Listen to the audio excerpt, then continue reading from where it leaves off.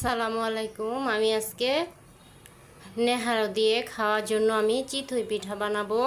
তার জন্য দেখেন আমি প্রথমে চাউলের গুঁড়াগুলো এরকম ফ্রেশ করে ভালো করে চাইলা নিছি। এই যে এর মধ্যে গরম পানি আর একটু বেকিং পাউডার দিয়ে লবণ দিয়ে গুলবো।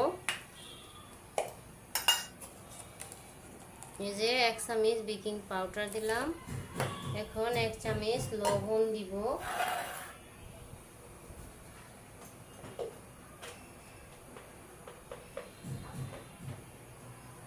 যে পরিমাণ মতো যার যেটুকু গুঁড়া এরকম করে দিতে পারেন আপনারা। লবণ, এখন আমি গরম পানি দিব আস্তে আস্তে। এই যে হালকা গরম, এই যে খুব বেশি গরম না, হালকা গরম। চাউলের গুঁড়াগুলো আমার মিশিংয়ে ভাঙানো,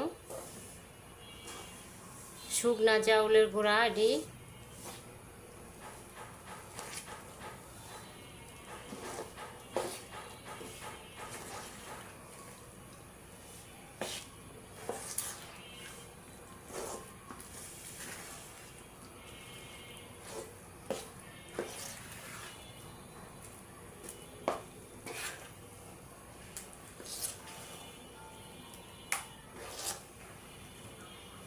আর একটু পানি দিয়ে দেব।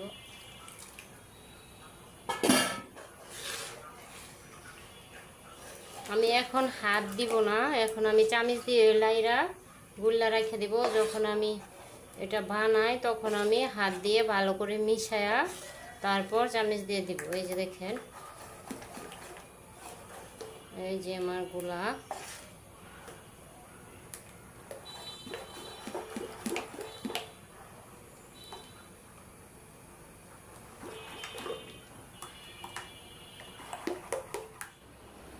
যে আমার পিঠার রেসিপি নিয়ে আসলাম।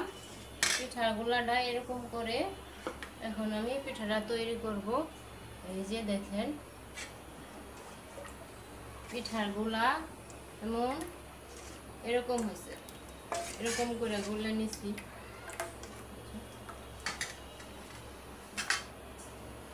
এখন একটা দিছি, কি অবস্থা দেখি।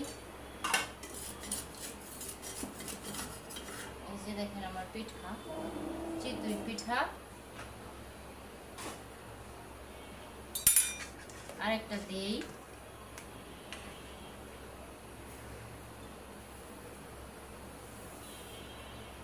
এই কাপটা দিলে একবারই শেষ হয়ে যায়, ঢাকনা দিয়ে ঢেকে দিলাম। যে আমি আরো কয়েকটা বানাই নিছি চিতই পিঠা।